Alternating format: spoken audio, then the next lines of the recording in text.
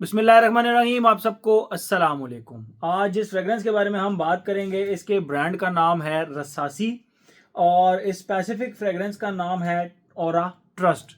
अच्छा, मैं जब भी अब मैंने रसासी हवस फायर का एक रिव्यू बनाया था और उसमें मैंने रसासी वालों के थोड़े से ना रसासी वालों के लिए थोड़ी सी बातें की थी।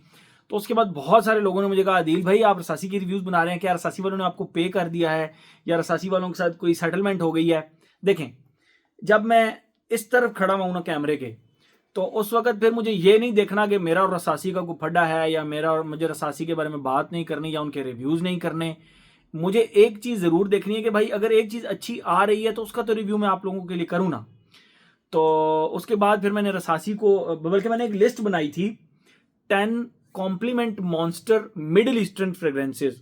वो आप लोगों ने बहुत ज्यादा लाइक भी की थी, लेकिन एट द सेम टाइम बहुत सारे लोगों को उसके ऊपर एतराज ये था कि अदील भाई इसके अंदर आपने सारी फ्रेग्रेंसेस रसासी की इंक्लूड की हैं।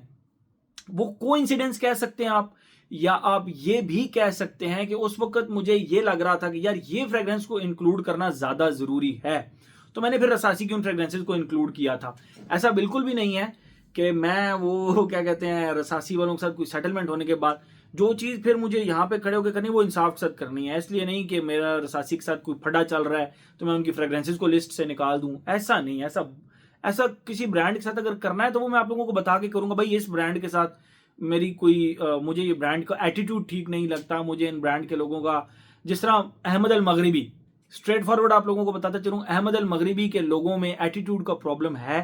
वो बस उनके साथ जो है ना वो फट है। वो अब उनके रिव्यूज मेरे कुछ थे जो वो भी मैंने ऑलरेडी प्राइवेट किए हुए हैं। मेरे अहमद अल मगरिबी का कोई रिव्यू आप मेरे चैनल पर नहीं देखेंगे।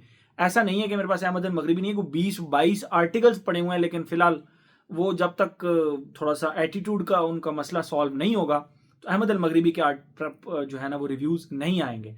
तो उसके लिए फिर मेरा वो एक पर्सनल आ जाता है कि उनके एटीट्यूड का थोड़ा सा प्रॉब्लम है।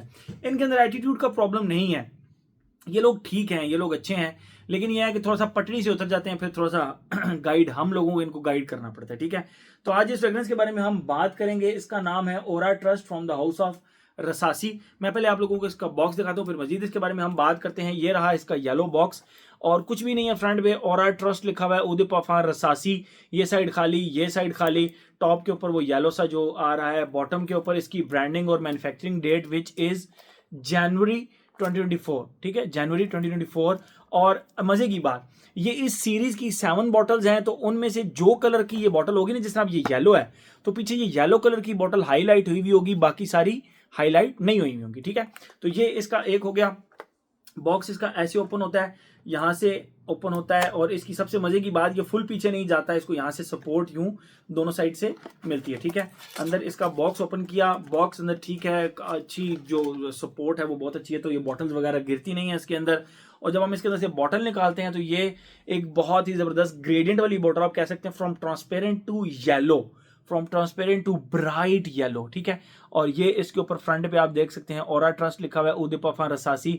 बॉटम पे कुछ भी नहीं है, उदय पफान लिखा हुआ है, सिल्वर कलर का इसका स्प्रे है, विच इज मीडियम वेट आप कह सकते हैं, मीडियम वेट मेटालिक किस्म का इसका ये हो गया, और सिल्वर कलर का इसका स्प्रे हो गया, एंड दैट्स इट। ये तो हो गई इसकी प्रेजेंटेशन। बात करते हैं हम इसकी खुशबू के बारे में। तो मैंने जब इस खुशबू को फर्स्ट टाइम लगाया, 2 दफा लगाया, 3 दफा लगाया, 4 दफा लगाया, मुझे हर दफा इस तरह लगा कि यार इसकी खुशबू ना मुझे बड़ी मेरी बचपन की यादों में ले जाती है। लेकिन फिर भी मैंने ना जब 5वीं दफा लगाया तो इसको प्रॉपर स्टडी किया और फिर इसको एक फ्रेग्रेंस के साथ कंपेयर भी किया, तो ये उससे डिफरेंट थी। मुझे ये उस तरह की स्टार्ट में तो बिल्कुल नहीं लगती थी, ड्राई डाउन में लगती थी, लेकिन उससे भी बिल्कुल ही डिफरेंट मुझे लगी जब अभी मैंने इसको खुशबू को चेक किया आकर। ठीक है, तो ये तो इसकी प्रेजेंटेशन। बात करते हैं हम इसकी खुशबू के बारे में। पहले आप लोगों को इसकी खुशबू डिफाइन करूंगा, फिर मजीद बताऊंगा कि मुझे क्या लगता था कि ये किस फ्रेग्रेंस से ज्यादा रिजेंबल करती है। ठीक है, जैसे आप इस फ्रेग्रेंस को लगाते हैं तो इसके स्टार्ट में मिंट प्लस लेमन की खुशबू आती है जो कि हल्की सी क्रीमी है। ठीक है, अब वो किस तरह, आप कभी भी मतलब जो क्रीम होती है उसके अंदर आप मिंट यानी जो पुदीने के पत्ते होते हैं उनको और लेमन को स्क्वीज करें और उसको थोड़ा सा मिक्स करें, तो लेमन की जो एक क्रीमी सी खुशबू होती है, देखें लेमन की जो स्ट्रेट फॉरवर्ड परफ्यूमरी के अंदर खुशबू इस्तेमाल होती है ना, वो बहुत ही शार्प एजेस वाली होती है। लेकिन अगर आप उसको थोड़ा सा राउंडेड सा कर दें तो वो आपको समहाउ एक क्रीमी लेमन का सा फील देगी, क्रीमी राउंडेड से लेमन का फील देगी। तो एग्जैक्ट वो वाला क्रीमी सा लेमन और उसके साथ मिंट की एक मेंथोलिक सी जबरदस्त खुशबू इसके स्टार्ट में आती है, जो कि आपको समहाउ यहां पर ये किसी भी परफ्यूम की आपको याद नहीं दिलाएगी। लेकिन जूं जूं ये ड्राई डाउन की तरफ जाती है, हाँ आप हल्का सा कह सकते हैं कि हल्का सा क्रीमी सी स्ट्रेप्सल्स, जो कि लेमन बेस एक स्ट्रेप्सल्स आती है ना, वो आपको हल्की फुल्की याद आएगी को 5 से 10% एंड दैट्स इट, इससे ज्यादा नहीं फर्स्ट फेज के अंदर। सेकंड फेज के अंदर जो इसकी खुशबू है वो लिटरली आप इस तरह कर लें, हम जब छोटे हुआ करते थे एक तिब्बत क्रीम आया करती थी, हम उसको बड़े शौक से ना मुंह पर लगाया करते थे। कुछ अर्से बाद जब मैंने उस बॉटल को बैक साइड से पढ़ा तो उसके पीछे लिखा हुआ था कि हेयर क्रीम, वो बेसिकली हेयर क्रीम थी और हम उसको बड़ी खुशी के साथ ना मुंह पर लगाया करते थे। खैर वो एक बड़ी फनी सा है कि अभी भी मेरे ख्याल में आप कभी तिब्बत क्रीम अगर आप यूज करते हो, स्पेसिफिकली जो ऑरेंज वाली एक तो तिब्बत आती है ना जिसके अंदर व्हाइट कलर की वो क्रीम होती है, वो तो है ही फेस क्रीम। एक आती है ट्रांसपेरेंट बॉटल वाली जिसके अंदर ऑरेंज कलर की क्रीम होती है, वो तिब्बत क्रीम हुआ करती थी और हम उसको मुंह पे लगाते थे, वहां की हेयर क्रीम हुआ करती थी। मुझे जब तक मैंने इनको साइड बाय साइड कंपेयर नहीं किया, मुझे ओरा का जो ट्रस्ट है ना वो इससे मिलता जुलता लगता था, Opus X from the house of Amouage. इस फ्रेग्रेंस का रिव्यू मैंने बनाया हुआ है, तो मैंने कहा था कि इसके ड्राई डाउन में मुझे तिब्बत क्रीम फील होती है, ठीक है। लेकिन ओरा ट्रस्ट के अंदर आपको तिब्बत क्रीम फील जरूर होती है, लेकिन सिट्रसी सी तिब्बत क्रीम।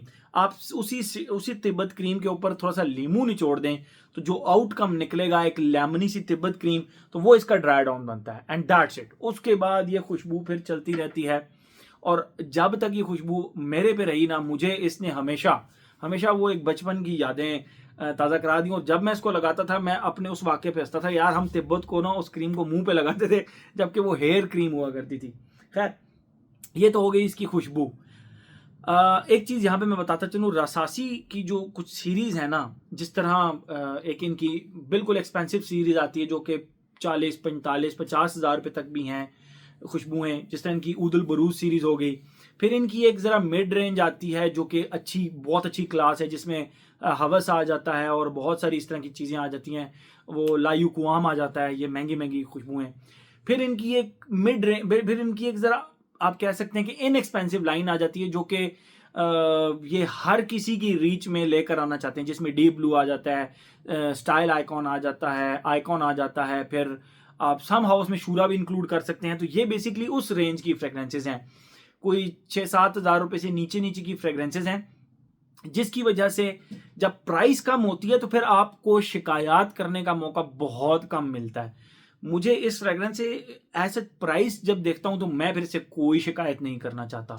एक शिकायत जो अगर इसकी प्राइस थोड़ी ज्यादा होती है, अगर ये रसासी की फ्रेग्रेंस ये 15-20 हज़ार रुपये, मतलब इसी तरह जिस तरह वो अभावस सीरीज एक चल पड़ी उस रेंज के अंदर ही होती, तो फिर मैं शिकायत करता कि इसकी जो खुशबू का जो इन्होंने जो एक स्ट्रक्चर बनाया है उसको थोड़ा सा लेमन को जो एक्स्ट्रा एजी शार्प सा है उसको थोड़ा सा मजीद क्रीमी किया जा सकता था। दो के इसके अंदर जो लेमन है वो बड़ा क्रीमी सा राउंडेड सा है, but at the same time वो शार्प भी आपको थोड़ा थोड़ा फील होता है। इसके अलावा मुझे इस फ्रेग्रेंस से कोई शिकायत नहीं है, प्राइस के लिहाज से 10 on 10 है ये फ्रेग्रेंस, ठीक है।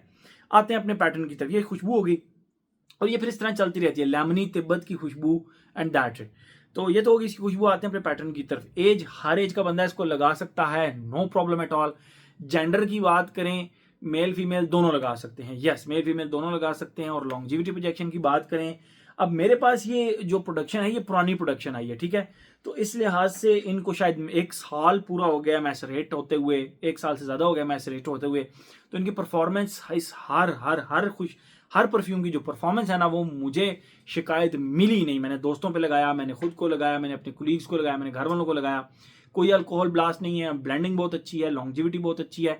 लॉन्जिविटी हर इस सीरीज में हर परफ्यूम की 8+ आवर्स आपको लॉन्जिविटी मिलती है। और प्रोजेक्शन की अगर हम बात करें तो भाई 1.5 से, इसकी थोड़ी सी प्रोजेक्शन मुझे वीक लगी, कोई 1.5-1 घंटा इसने प्रोजेक्ट किया आर्म लेंथ तक एंड दैट्स इट। बट इसके बाद फिर ये आपके क्लोज रही। बहरहाल इतने क्लोज आपके ये रहती है, हवा के अंदर रहती है, घूमती फिरती रहती है, ठीक है।